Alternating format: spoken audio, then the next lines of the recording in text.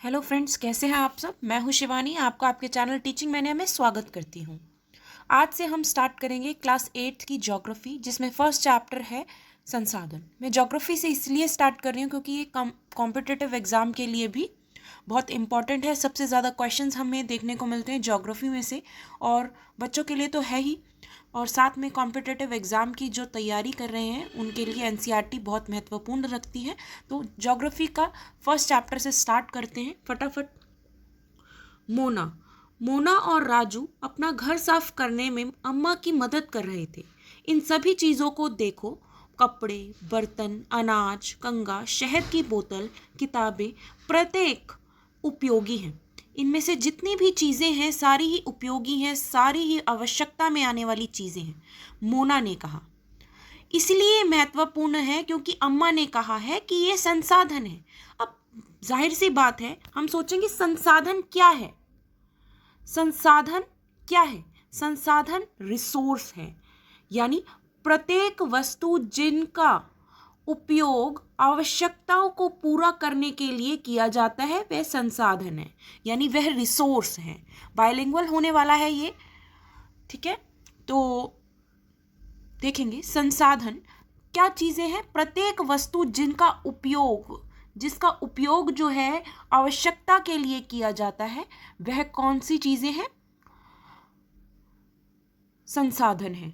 अपने चारों ओर देखिए और निरीक्षण कीजिए, यानी ऑब्जर्व कीजिए। निरीक्षण कीजिए यानी ऑब्जर्व कीजिए कि जितनी भी चीज़ें हैं, आप संसाधनों के विविध प्रकारों को पहचानने में सक्षम होंगे। जैसे आप प्यास लगने पर जो जल पीते हैं, आप अपने घर में जिस विद्युत का उपयोग करते हैं, स्कूल से घर पहुंचने के लिए उपयोग किएगा, रिक्शा हो, पाठ्य पुस्तक हो, जिसका उपयोग आप अध्ययन के लिए किया करते हैं, वे सभी संसाधन हैं। ठीक है। तो सारे जितने भी ये चीज़ें हैं वो क्या हैं? संसाधन हैं, यानी रिसोर्स है हमारी। आपके पिता ने आपके लिए नाश्ता तैयार किया। उन्होंने जिन ताज़ी सब्जियों का उपयोग किया है वे सभी जो हैं एक संसाधन है। जल, विद्युत, रिक्शा, सब्जियां और पाठ्य पुस्तक सभी में कुछ एक जैसा है। क्या है? क्योंकि ये सभी हमारे आवश्यकता में आने वाली चीज़ें हैं, ज़रूरत में आने वाली चीज़ें हैं। उनमें सभी वस्तुओं का उपयोग आपके द्वारा किया गया है, इसलिए वह उपयोगी हैं। एक वस्तु अथवा पदार्थ की उपयोगिता अथवा प्रयोज्यता, यानी प्रयोग करना, उसे एक संसाधन बनाती है। ठीक है, रिसोर्स बनाती है। राजू अब जानना चाहता था कि कोई भी वस्तु संसाधन कैसे बनती है। अम्मा ने बच्चों को बताया, वस्तुएं उस समय संसाधन बनती है जब उनका कोई मूल्य होता है। इसका प्रयोग अथवा उपयोगिता इसे मूल्य प्रदान करती है। मतलब जब हम इनको यूज़ करते हैं तो ये हमें क्या बनाती हैं? इनका मूल्य बढ़ाती हैं। अब आप देखिए, आप जल पीते हैं जब आपको प्यास लगती है। अगर जल ना हो तो अगर आपको प्यास ना लगे तो जल का भी कोई मूल्य नहीं है। लेकिन प्यास बुझाने के लिए जो जल है वो बहुत आवश्यक है। तो इसीलिए इसकी हमें वैल्यू पता है कि अगर जल नहीं होगा तो हम प्यास नहीं बुझा पाएंगे। हाँ, तो ये संसाधन जो है मूल्यवान होते हैं, इनकी वैल्यूएबल होते हैं, यानी मूल्य का अर्थ महत्व होता है। अब जैसे मैंने बताया कि जल का बहुत महत्व है, मूल्य है ना, हमारे जीवन में, क्योंकि इससे हमारी प्यास बुझती है। रिसोर्स है। कुछ संसाधनों का आर्थिक मूल्य होता है जबकि कुछ संसाधनों का आर्थिक मूल्य नहीं होता। उदाहरणार्थ, धातुओं का आर्थिक मूल्य होता है लेकिन एक मनोरम भूदृश्य का आर्थिक मूल्य नहीं होता। परंतु ये दोनों संसाधन महत्वपूर्ण हैं और मनुष्य की आवश्यकताओं को पूरा करते हैं। अब देखिए, जो धातुएं यानी मटेरियल, जैसे लाइक गोल्ड, सिल्वर, हाँ, आयरन, इनके बिना कहीं ना कहीं हम गुजारा कर सकते हैं, लेकिन पानी के बिना हम गुजारा नहीं कर सकते। इसका महत्व अधिक है। है ना। अब यहाँ पर दिया हुआ है पेटेंट। पेटेंट का अर्थ क्या है? इसका तात्पर्य किसी विचार अथवा आविष्कार पर एकमात्र अधिकार से है। अब देखिए नेक्स्ट पैराग्राफ में दिया हुआ है हमें पेटेंट वर्ड। कुछ संसाधन समय के साथ आर्थिक रूप से मूल्यवान हो सकते हैं। आपकी दादी के घरेलू नुस्खों को आज कोई वाणिज्यिक मूल्य नहीं है, लेकिन यदि वे पेटेंट करने के उपरांत मेडिकल फर्म द्वारा बेचे जाते हैं तब वे आर्थिक रूप से मूल्यवान हो सकते हैं। अब देखिए कोरोना में हमने कितने मूल्यवान जो दादी के नुस्खे हैं या आपकी नानी माँ के नुस्खे हैं वो इस्तेमाल किए। क्या क्या पिया हमने काढ़े में डालकर, गरम गरम चीज़ें पी ताकि कोरोना ना हो।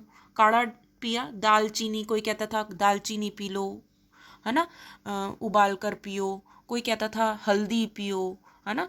कोई कहता था दूध में हल्दी डालकर पियो तो सही हो जाएगा।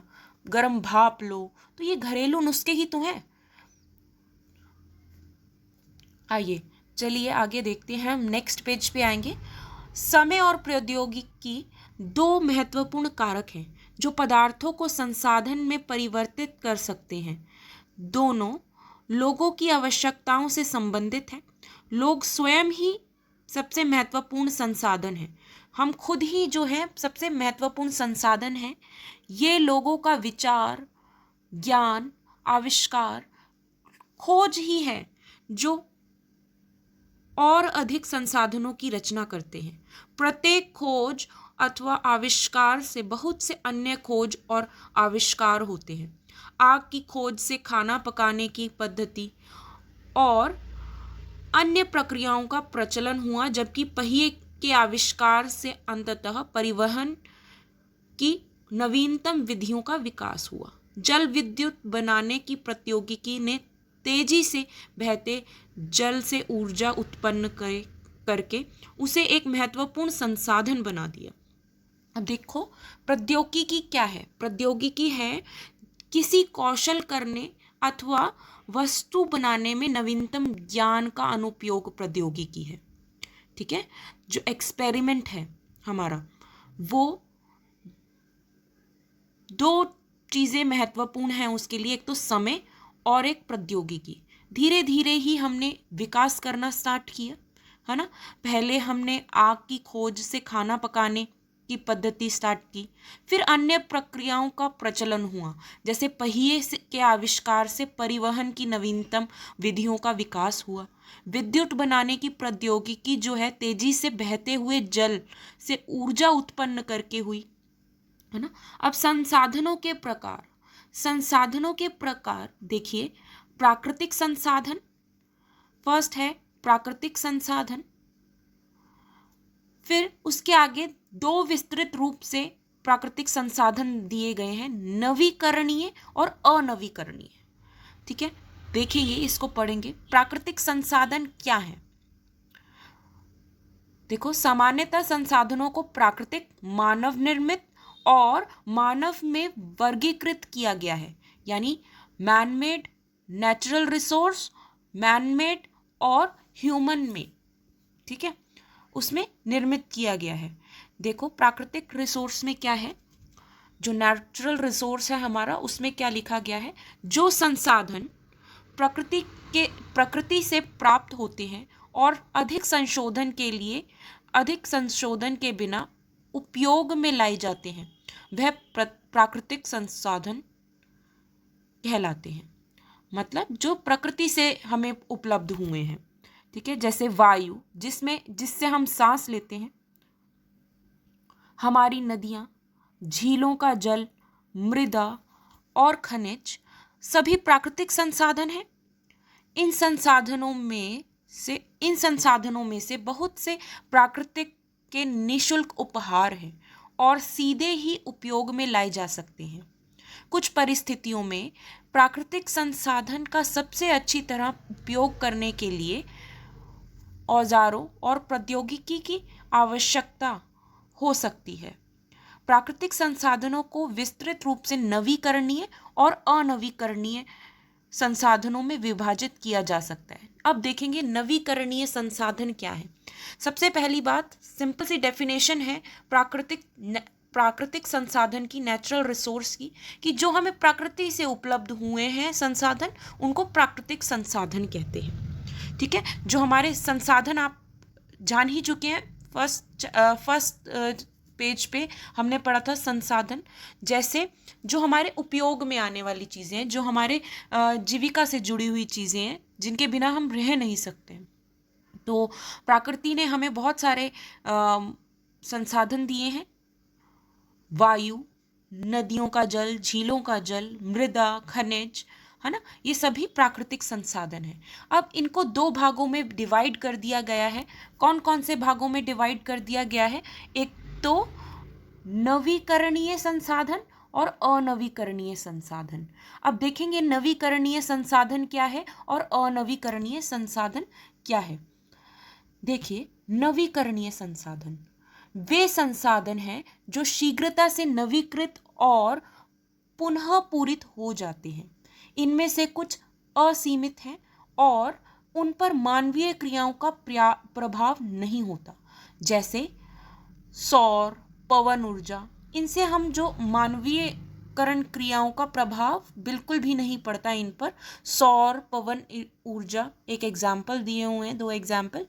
लेकिन फिर भी कुछ नवीकरणीय संसाधन हैं, जैसे जल, मृदा, वन का लापरवाही से किया गया उपयोग उनके भंडार को प्रभावित किया जा सकता है, कर सकता है। जल असीमित नवीकरणीय संसाधन प्रतीत होता है। फिर भी जल की कमी और प्राकृतिक जल स्रोत का सूखना आज विश्व में बहुत भागों में बड़ी समस्या है। अब देखेंगे, हम कहते हैं, हमेशा कहते हैं सेव वाटर, है ना। तो क्यों कहते हैं? क्योंकि जल जो है काफ़ी तेज़ी से सूख रहा है और ये कई विश्व में कई भागों में देखने को मिलता है हमें। जैसे राजस्थान में जल की बहुत ज़्यादा कमी है ना। और कई बार हम जब किसानों की बात करें, उनको जल उपलब्ध कराने में बहुत तंगी होती है कई बार, है ना। अनवीकरणीय संसाधन, अनवीकरणीय संसाधन क्या है? वे संसाधन हैं जो भंडार सीमित हैं, जो लिमिटेड है।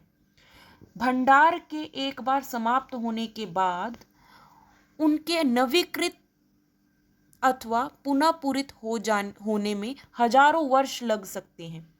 अब ऐसी कौन सी चीज़ें हैं जिनमें हजारों वर्ष लग सकते हैं? अवधि मानव जीवन की अवधि से बहुत अधिक है। इस प्रकार के संसाधन अनवीकरणीय कहलाते हैं, जैसे कोयला, पेट्रोलियम और प्राकृतिक गैस इसके कुछ उदाहरण हैं। प्राकृतिक संसाधन का वितरण भूभाग, जलवायु, ऊंचाई जैसे अनेक भौतिक कारकों पर निर्भर करता है। पृथ्वी पर इन कारकों की विभिन्नता होने के कारण संसाधनों का वितरण असमान है। ठीक है, तो ये जो है सीमित है, जिनका भंडार सीमित है यानी लिमिटेड है। और नवीकरणीय से क्या मतलब है कि असीमित है। इनका जो असीमित मतलब अनलिमिटेड है और इनको मानव क्रियाओं से प्रभाव नहीं किया जा सकता, जैसे सौर और पवन ऊर्जा। लेकिन फिर भी कुछ नवीकरणीय संसाधन हमने ऐसे पढ़े जिन जो लिमिटेड ही हैं, जैसे जल, मृदा, वन का लापरवाही से किया जाने वाला उपयोग उनके भंडार को प्रभावित कर सकता है। अगर हम इनको लापरवाही से इस्तेमाल करें तो क्या हो सकता है? ये प्रभावित कर सकते हैं इसके भंडार को। लेकिन अनवीकरणीय जो है वो लिमिटेड है, जैसे आपने एग्जाम्पल्स पढ़े, कोयला, पेट्रोलियम, प्राकृतिक गैस। ठीक है, ये लिमिटेड है, सीमित है। मानव निर्मित संसाधन यानी ह्यूमन मेड रिसोर्सेस। कभी कभी प्राकृतिक पदार्थ तब संसाधन बन जाते हैं जब उनका मूल रूप बदल जाता है। जैसे लोहा अयस्क उस समय तक संसाधन नहीं था जब तक लोगों ने उससे लोहा बनाना नहीं सीखा था। ठीक है, तब तक जब लोहे का इस्तेमाल हमको नहीं पता था, तब तक ये जो था संसाधन उस समय कैसा था? प्राकृतिक था। ठीक है, लोग प्राकृतिक संसाधनों का उपयोग पुल, सड़क, मशीन और वाहन बनाने में करते हैं और मानव निर्मित संसाधन के नाम से जाने जाते हैं। जाहिर सी बात है कि ये जो है कहीं ना कहीं नेचुरल रिसोर्स हैं, लेकिन इनसे जब हम पुल, सड़क, मशीन, वाहन बनाने में सक्षम हो जाते हैं और बना लेते हैं तो ये किस रूप में जाने जाते हैं? मानव निर्मित संसाधन में जाने जाते हैं। प्रौद्योगिकी भी एक मानव निर्मित संसाधन है, इसीलिए हम जैसे लोग प्राकृतिक संसाधनों का उपयोग करके मानव निर्मित संसाधन बनाते हैं। मोना ने समझाते हुए कहा।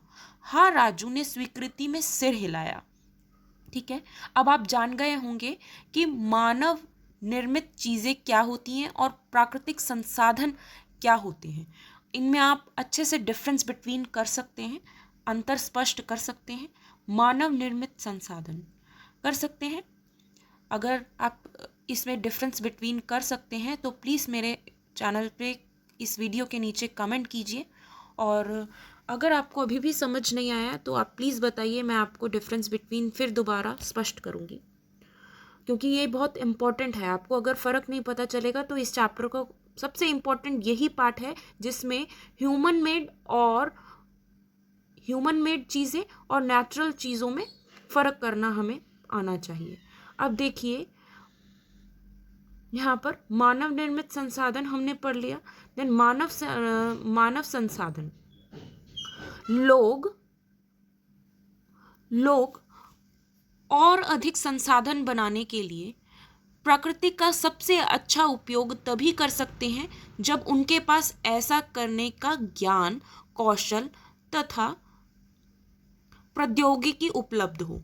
इसीलिए मनुष्य एक विशिष्ट प्रकार का संसाधन है, इसीलिए लोग मानव संसाधन हैं। शिक्षा और स्वास्थ्य लोगों का बहुमूल्य संसाधन बनाने में मदद करते हैं।